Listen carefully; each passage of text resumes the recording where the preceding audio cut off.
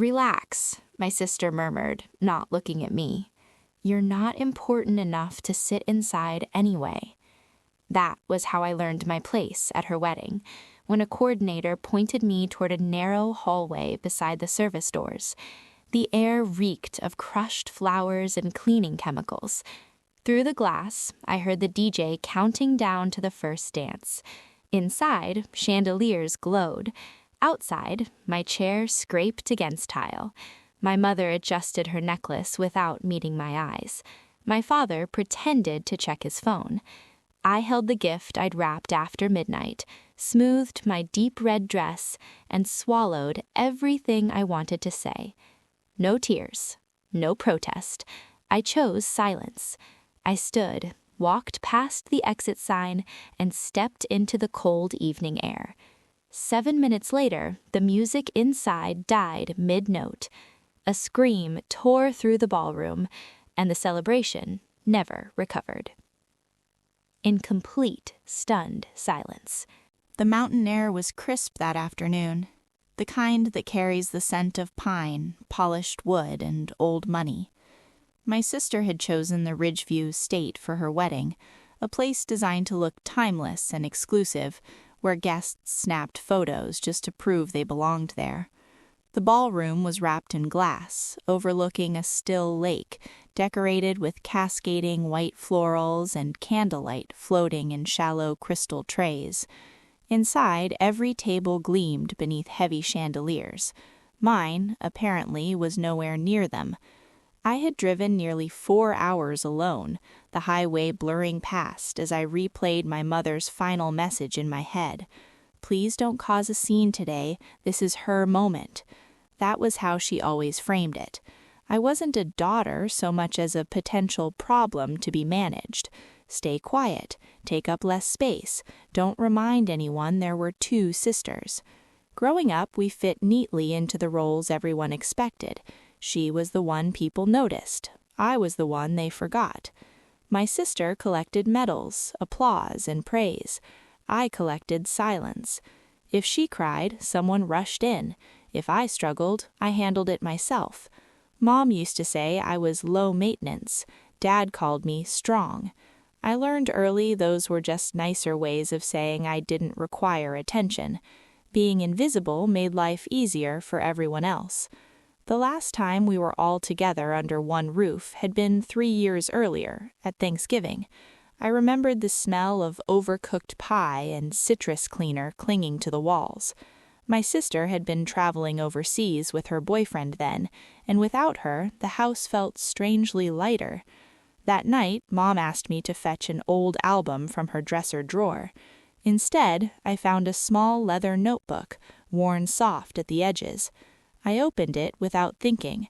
Page after page began the same way.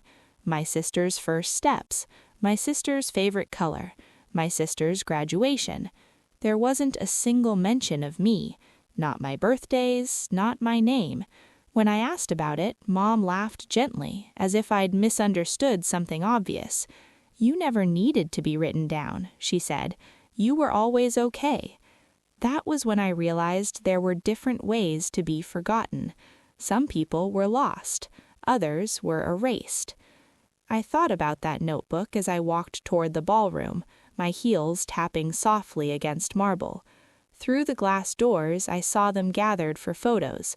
My mother in pale satin, my father adjusting his jacket, my sister glowing in white. She glanced over and smiled when she noticed me, the same polite smile you give a stranger whose name you won't remember. Before I could step in, a coordinator stopped me, clipboard pressed to her chest. "Are you Miss Carter?" she asked. I nodded. Her smile faltered slightly as her finger traced the seating list. "You're assigned to the hallway." I laughed, waiting for her to correct herself. She didn't. Hallway seating. By the service entrance. I followed her gesture toward a narrow table set against the wall, a folding chair tucked beneath it. From there, I could see straight into the ballroom, every laugh, every embrace, every sparkling detail. There was glass between us, but it might as well have been concrete. I placed my gift on the table, a small box wrapped in silver paper I'd chosen carefully the night before. Inside the ballroom, my sister lifted her glass for another photo. My mother adjusted her veil. Outside, cold air drifted in every time the service door opened. I told myself what I'd always told myself. It doesn't matter. You don't need them. But the truth sat heavy and unmoving in my chest. Maybe I didn't need their approval. That didn't mean it was acceptable to be treated like I didn't exist. I tried to fade into the background the way I always had, but the hallway refused to stay quiet. Staff passed through, rolling carts, laughing softly. Each time the door swung open, the chandeliers flashed, dresses shimmered, and I caught my mother's hand resting on my sister's shoulder, like a seal of ownership. Then the laughter changed. I looked up and saw my sister approaching, bouquet in one hand, veil trailing behind her like smoke. She stopped just before the doorway, her reflection splitting in the glass. One version adored inside, one version standing in front of me. She tilted her head slightly and smiled. "Looks like they finally put you where you belong." I stared at her, unsure I'd heard correctly.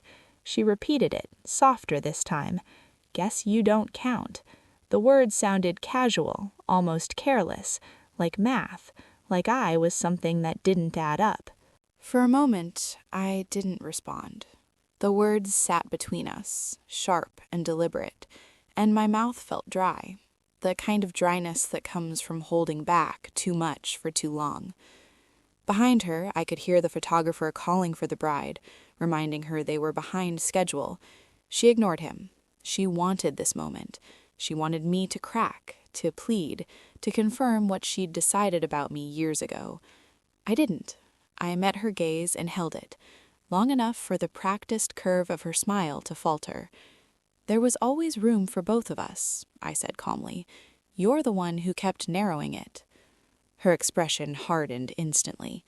"Oh, don't start," she said. "Not everything revolves around you. Today is about me. You could at least fake support for once." A short laugh escaped me, hollow and dry. "You made sure I wasn't even allowed in the room," I replied.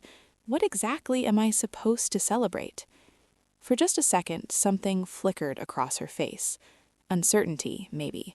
Then she straightened, lifting her chin the way she always did when challenged. "You twist everything," she snapped. "Mom was right. You make things complicated." Hearing our mother's name landed heavier than I expected. My mind flashed back to that worn journal, page after page documenting her life, while mine remained blank. "I'm not complicated," I said quietly. "You just don't like that I notice what's happening." She scoffed. "You sound like Dad, bitter, always playing the victim." She leaned closer, lowering her voice. "Nobody needs your approval. Not here, not ever." Then she turned away, the train of her gown sweeping past like a dismissal. I watched her retreat into the glow of the ballroom, felt the familiar sting behind my eyes. But this time, it wasn't the same ache I'd carried for years. This felt different, clearer. When the door shut, I reached for the small silver box resting on the table, the gift I'd chosen carefully, wrapped slowly, patiently the night before. I ran my thumb along the ribbon once before sliding it into my bag. If they didn't want me present, fine, but I wasn't leaving stripped of everything. Not today. I stayed seated for a while, fingers resting against the smooth edges of the box, listening to the muted rhythm of music seeping through the walls. This was supposed to be their first dance. I pictured my mother dabbing at her eyes, my father clapping politely, my sister soaking in the applause. The same scene I'd observed my entire life, always from the edges. And edges hurt when you lean on them too long. Slowly, I stood. My reflection stared back at me in the glass, composed, almost serene. The box felt heavier than it should have, because it wasn't just a gift. It was evidence. 3 weeks earlier, I had run into someone who used to work with my sister while grabbing lunch in Boston. It was meant to be casual, harmless. Instead, it turned into a confession. Over half-finished sandwiches and untouched coffee, she told me what my sister had been saying for months, how she bragged about marrying someone who trusted her without question, how easy it was to manipulate him. He's sweet, she'd laughed, but gullible. Cry a little and he signs whatever I put in front of him. I hadn't planned to do anything with that information. I hadn't wanted to. Until now. Before leaving the hallway, I walked back toward the reception table near the ballroom entrance. The coordinator was distracted, adjusting floral arrangements.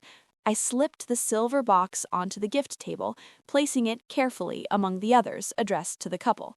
My handwriting was steady as I wrote the card. Inside the box sat a crystal frame, and beneath it a folded note with printed messages, screenshots, dates, words she never thought would be read aloud. Not a threat, just facts. I stepped back, smoothing my dress, surprised by how calm I felt. My heartbeat was slow, even. Then I turned and walked out.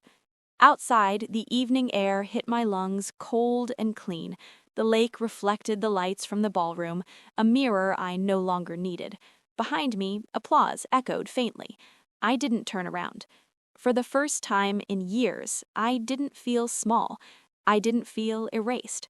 The crunch of gravel under my heels marked the end of something I'd carried far too long. I got into my car and closed the door.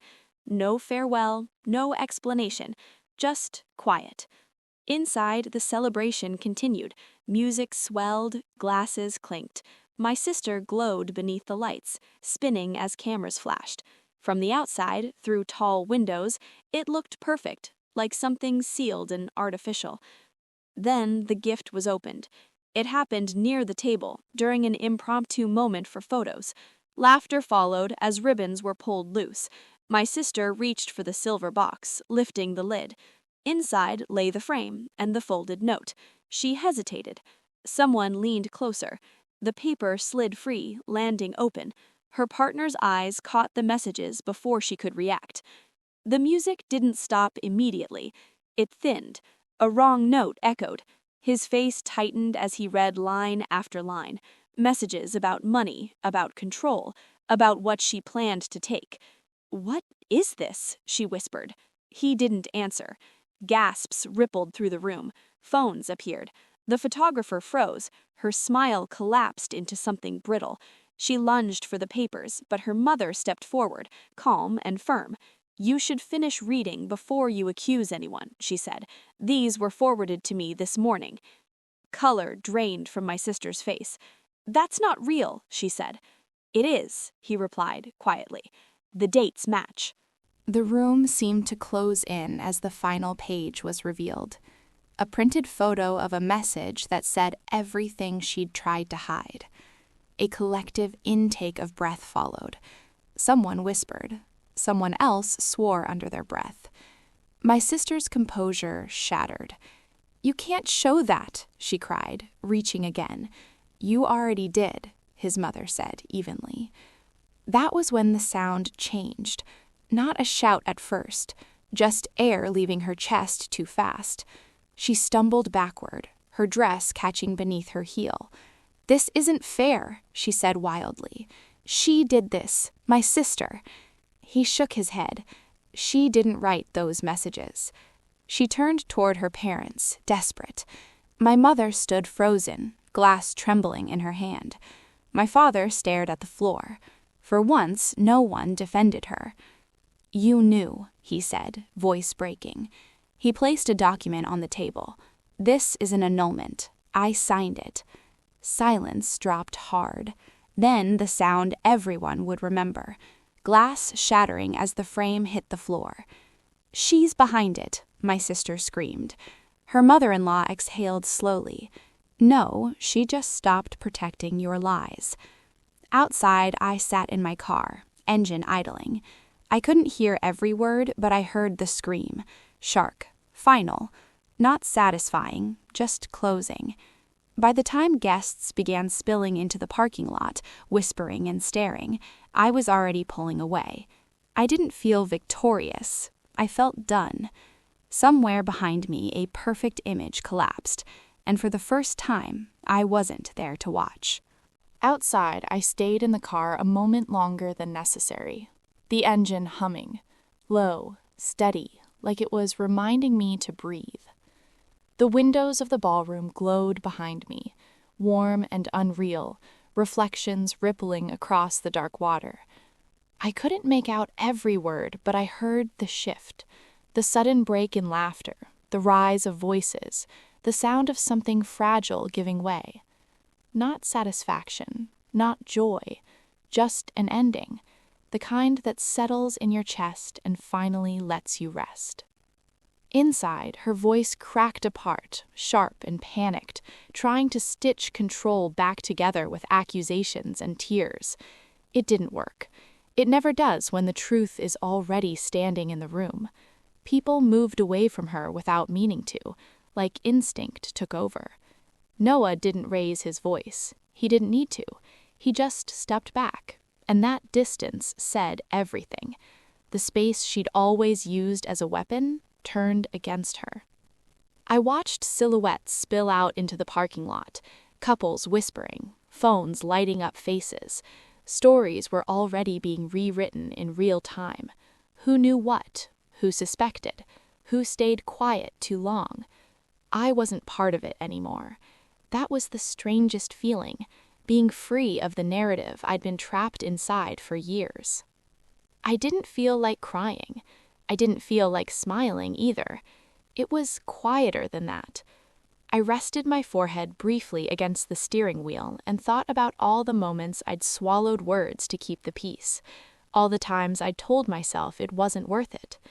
Tonight proved something simple and brutal. Silence protects the wrong people if you let it. When I finally drove off, the gravel sounded loud under my tires, like punctuation at the end of a long sentence. The lake disappeared in my rearview mirror. Whatever was happening inside those walls wasn't mine to witness anymore. Closure doesn't require an audience.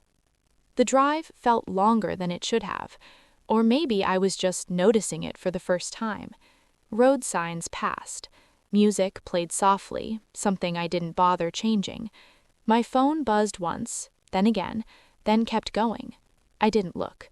Not because I was angry, but because I was done explaining myself to people who only listened when things exploded. When I reached home, the air felt different, still, honest. I slipped off my shoes, hung my coat, and stood in the middle of the room like I was learning its shape all over again. This space didn't ask me to shrink. It didn't compare me to anyone. It just existed, and so did I. I poured a glass of water and sat by the window as the sky slowly lightened, that thin line between night and morning stretching wider. For years, mornings had felt like something to brace for. Today felt like an opening, not dramatic, just real. Messages kept coming, apologies, questions, versions of "we didn't know." Maybe they believed that. Maybe they needed to. I set the phone face down and let it be silent. Silence, I realized, isn't empty. It's full of choices. I thought about how long I'd measured my worth by where I was placed, at tables, in conversations, in families, how being included felt like something to earn instead of something I deserved. That belief didn't vanish overnight, but it cracked, and sometimes a crack is enough to let light in. Later, I opened my laptop and looked up places far from familiar expectations, somewhere with water and no history attached. I booked the trip without overthinking it. For once, I didn't need permission. Before sleeping, I caught my reflection in the dark window. I looked the same, but I wasn't. The weight I'd carried for so long had finally been set down, not with a fight, but with a choice.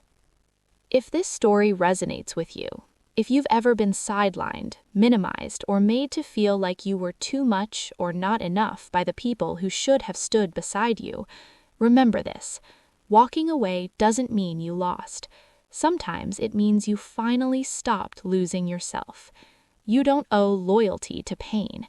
You don't owe silence to people who benefit from it. And you don't need revenge to heal. Sometimes the most powerful ending is choosing peace and letting the truth speak for itself. So ask yourself, where have you been shrinking to fit, and what might happen if you finally took up the space that's always been yours?